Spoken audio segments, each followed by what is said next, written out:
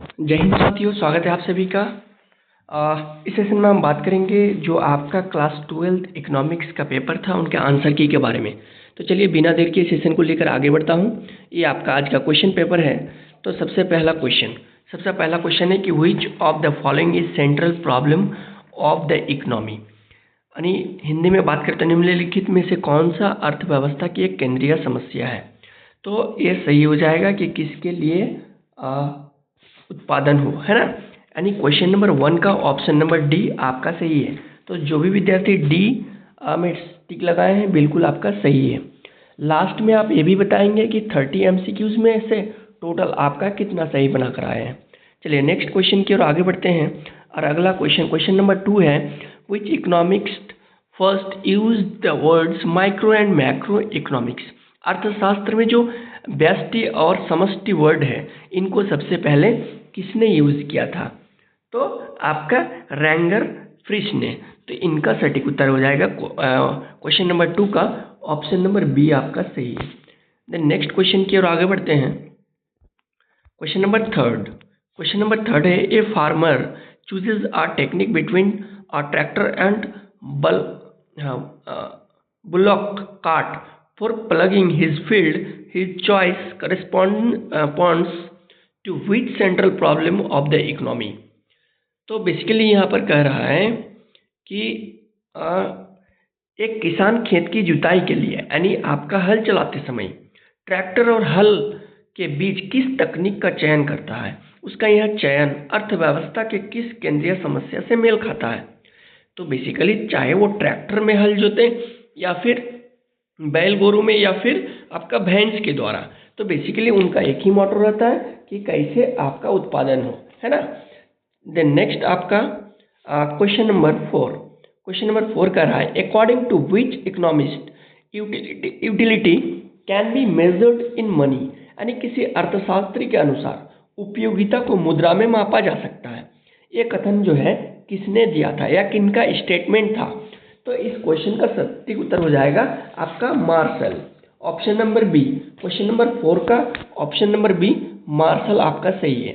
The next question number 5, a person consumes 4 golgappas, he gets 15 units, 12 units and 15 के बाद है 12 है, देन 10 यूटिल्स है ना। देन आपका 8 है, यानी क्रमशः 15, 12, 10 और 8 है। तो एक व्यक्ति गोलगप्पे का चार गोलगप्पे का उपयोग करता है। उसे प्रत्येक व्यक्ति इकाई से क्रमशः 15 यूटिल्स, 12 यूटिल्स, 10 यूटिल्स तथा 8 यूटिल्स उपयोगिता मिलती है। तो उसे 4 गोलगप्पे के उपयोग से कुल कितनी उपयोगिता प्राप्त होगी। तो आपका इनका सटीक उत्तर हो जाएगा। जो भी विद्यार्थी क्वेश्चन नंबर 5 का सी में टिक लगाए हैं 45, वो आपका बिल्कुल सही है। द नेक्स्ट क्वेश्चन की ओर आगे बढ़ते हैं। Question number 6, if the demand for commodity decreases due to the decreases in the price of commodity X, then what will these two commodities be called.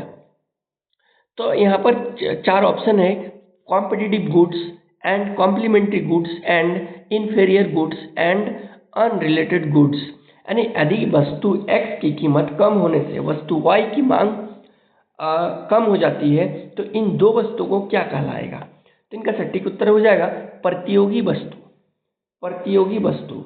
यहाँ जिसे X की कीमत कम होने से क्या होता है, Y की मांग यानी वस्तु Y की मांग कम हो जाती है।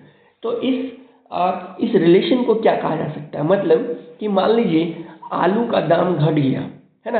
अगर आलू का दाम घटता है तो प्याज का भी दाम घट जाता है। तो वैसे दृष्टिकोण में इसको क्या कहा जाएगा इकोनॉमिक्स में यानी अर्थशास्त्र में। तो बेसिकली इसे प्रतियोगी वस्तु कहलाएगा। ऑप्शन नंबर ए आपका सही है। नेक्स्ट क्वेश्चन नंबर 7 में है आपका, यदि किसी वस्तु की कीमत 5% की कम होने से उसकी मांग में 8% की वृद्धि होती है तो मांग की कीमत लोच का मान क्या होगा। इनका सटीक उत्तर हो जाएगा option number A. Then next question number 8 कह रहा है, एक उत्पादन फलन Q बराबर F under bracket L comma K में क्यू का यानी क्यू क्या प्रदर्शित करता है, इसमें क्यू किस ओर इंडिकेट करता है, दो वस्तुओं का संयोग को या दो साधनों का संयोग को या उत्पादन की अधिक मात्रा को या उत्पादन की न्यूनतम मात्रा को।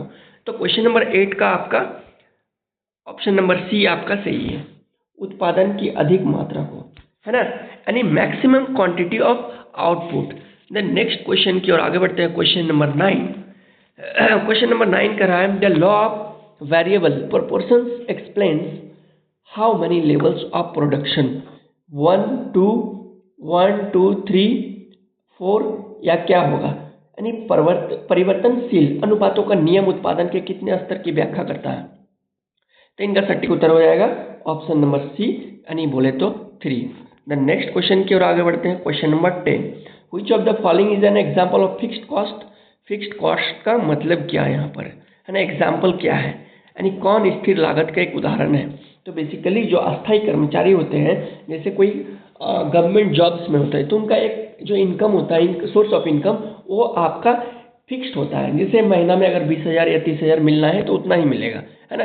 नेक्स्ट क्वेश्चन की ओर आगे बढ़ते हैं। क्वेश्चन नंबर 11 कह रहा है कि मुक्त प्रवेश और निकास की स्थिति में एक पूर्ण प्रतियोगी बाजार में संतुलन कीमत के के बराबर होती है। तो क्या हो जाएगा, न्यूनतम कुल लागत या न्यूनतम औसत लागत या न्यूनतम सीमांत लागत या अधिकतम लागत। तो इसका ऑप्शन नंबर बी आपका सही हो जाएगा, जिसे आपका इंग्लिश में कहा जाता है minimum average cost. Then next question की ओर आगे बढ़ते हैं। क्वेश्चन नंबर है 12। क्वेश्चन नंबर 12 में कह रहा है कि what is the aim of producer, यानी एक उत्पादक का उद्देश्य क्या होता है। मान लीजिए एक किसान है तो उसका मुख्य एम क्या होगा, मुख्य उद्देश्य क्या होगा।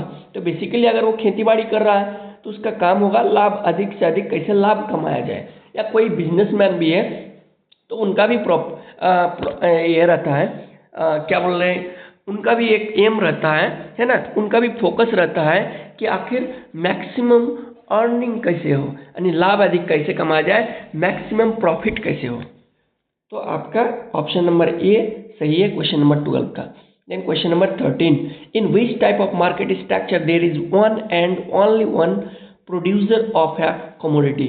तो इनका हो जाएगा सटीक उत्तर option number A, monopoly. Poly मतलब होता है विक्रेता यानी सेलर, और मोनो मतलब होता है एक यानी वन सेलर। देन आपका क्वेश्चन के अकॉर्डिंग आपका ऑप्शन नंबर ए सही है। देन क्वेश्चन नंबर 14 यानी एकाधिकार। क्वेश्चन नंबर 14 है what will be the total amount of revenue received by a seller by selling 60 units of an item at a price of Rs5 per unit। यानी हिंदी में कह रहा है एक विक्रेता को 5 रुपये प्रति इकाई कीमत पर किसी वस्तु की 60 इकाई की बिक्री से प्राप्त कुल आगम की राशि कितनी होगी। तो आपका कितना हो जाएगा भाई, 5 6 5 को 60 से गुना कर दीजिए, है ना। सिंपल क्वेश्चन है कि एक यूनिट बेचने पर अगर 5 रुपया उसको मिलता है ना, 5 रुपया बेनिफिट्स मान लीजिए या बेच रहा है जो भी मान लीजिए, है ना। एक विक्रेता को 5 रुपये प्रति इकाई कीमत पर किसी वस्तु की 60 इकाई की बिक्री से प्राप्त कुल आगम की राशि क्या होगी। तो आपका एक यूनिट पर अगर 5 रुपया होगा तो 60 यूनिट पर कितना होगा, तो 5 को 60 से गुना कर दीजिए, आपका 300 हो जाएगा। देन आपका सटीक उत्तर हो जाएगा option number C. Then next question है question number 15, an increase in production tax the supply of commodity, यानी उत्पादन कर में वृद्धि से किसी वस्तु की पूर्ति में क्या रहेगी, स्थिर रहेगा, वृद्धि रहेगा, नहीं, इसमें क्या होगा, कमी होगा। देन आपका क्वेश्चन के अकॉर्डिंग क्वेश्चन नंबर 15 के अकॉर्डिंग आपका ऑप्शन नंबर सी सही है, यानी आपका डिक्रीज होगा, है ना, डिक्रीज होगा। देन आगे बढ़ते हैं question number 16, who among the following is macro economics agent. Macro economics के एजेंट क्या है, यानी आपका निम्नलिखित में कौन सा एक समष्टिगत आर्थिक एजेंट है, एक उपभोक्ता, एक उत्पादक, एक दुकानदार या बैंक। तो बेसिकली इनका सटीक उत्तर हो जाएगा क्वेश्चन नंबर 16 का option number D, bank. The next question number 17, supply creates it on demand, who said this?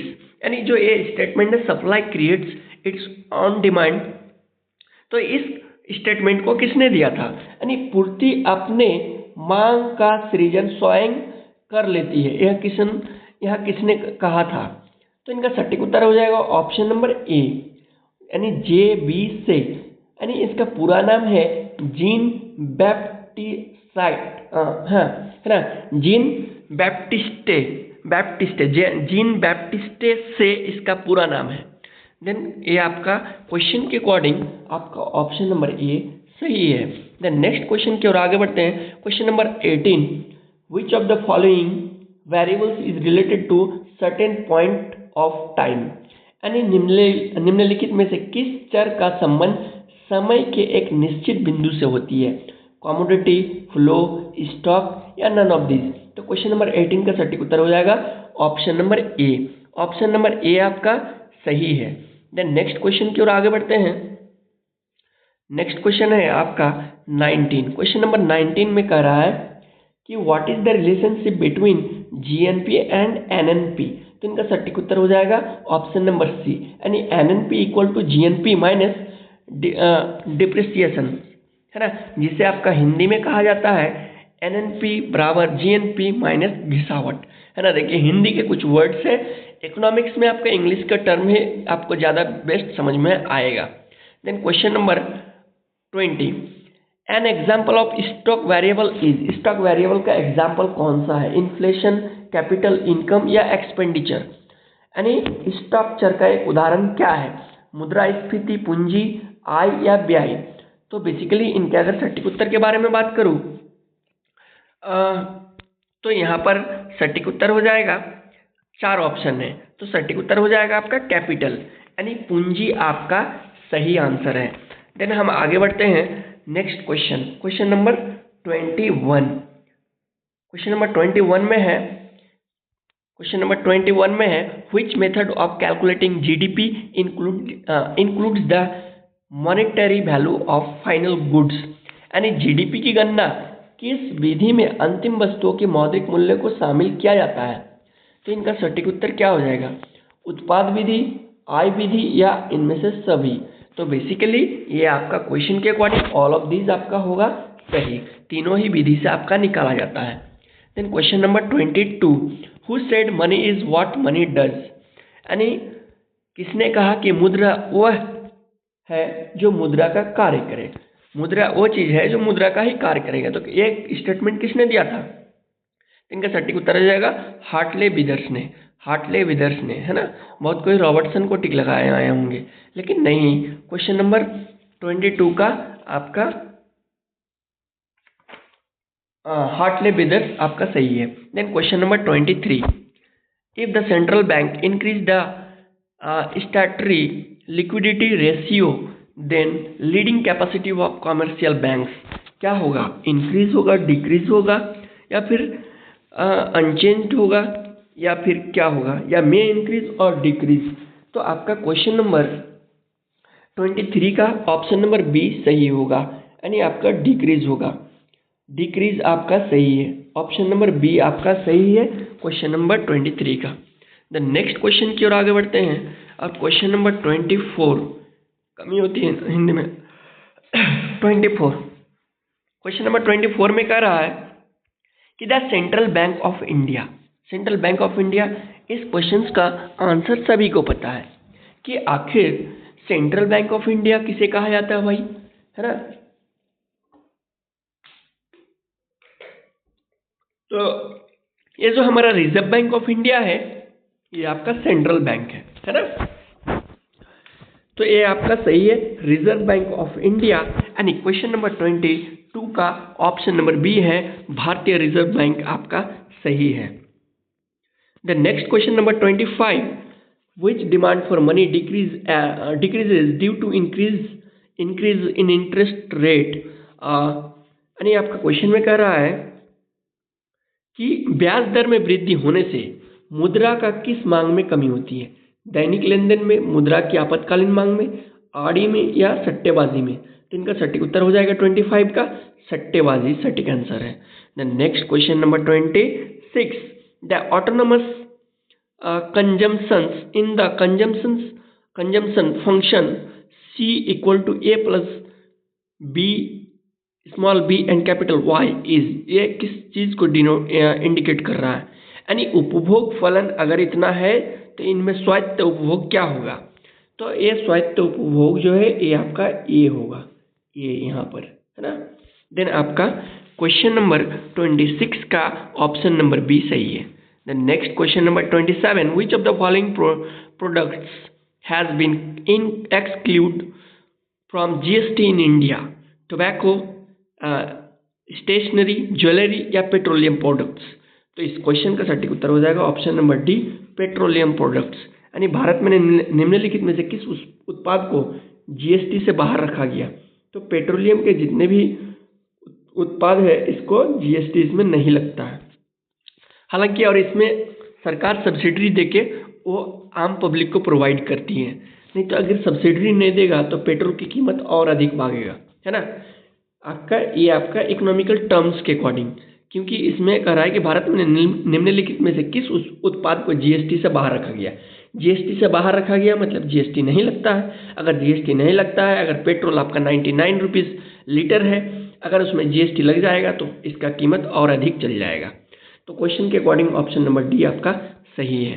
Then question number 28, if the MPC equal to 0.6 then what is the value of MPS? MPS का value क्या होगा?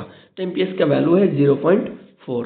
Then next question है balance of trade. Balance of trade का मतलब क्या होगा? Import या export goods या कैपिटल ट्रांजेक्शन्स या total debit and all credits या ऑल ऑफ दीज? तो इन हिंदी में भी देख लेते हैं। व्यापार संतुलन का अर्थ क्या होता है? तो बेसिकली व्यापार संतुलन में ये तीनों ही चीज ये सेटिस्फाई करता है। यानी वस्तु का आयात और निर्यात से है भी है, पूंजी के लेन देन से भी है, कुल डेबिट तथा क्रेडिट से भी है। यानी क्वेश्चन के अकॉर्डिंग ऑप्शन नंबर डी सही है। देन इस सेशन का last and final question, then आप लास्ट में ये बताएंगे कि 30 में से आपका कितना सही हुआ है। The consumptions of balance of payment is और आर, यानी भुगतान शेष का घटक क्या है? करेंट अकाउंट है या कैपिटल अकाउंट या बोथ ए एंड बी? तो क्वेश्चन नंबर 30 का option number C, both A and B आपका सही है। यानी क्वेश्चन के अकॉर्डिंग ऑप्शन नंबर सी सही है। जो भी विद्यार्थी सी टिक लगाए बिल्कुल सही जवाब है। देन कमेंट में जरूर करें कि सर मेरा 30 में से इतना सही हुआ, है ना। कोई बात नहीं है, नेक्स्ट एग्जाम के लिए आप अच्छे से प्रिपरेशन कीजिए, है ना, और भी बेहतर परफॉर्मेंस कीजिए, है ना। तो ठीक है, बने रहिए मेरे चैनल में और सब्सक्राइब कर लीजिए ताकि आने वाले नोटिफिकेशन का अपडेट आपको मिलता रहे। क्लास 12 के बाद एक मेंटरशिप प्रोग्राम स्टार्ट करेंगे। प्रयास करेंगे कि महीना में 1 या 2 सेशन करें, जिसमें आपका कैरियर के रिगार्डिंग है ना, कैरियर काउंसलिंग के रिगार्डिंग अगर आपको कुछ हेल्प होगा तो कम्प्लीटली फ्री ऑफ कॉस्ट आपको हेल्प करने का प्रयास करेंगे, है ना। ठीक है, धन्यवाद।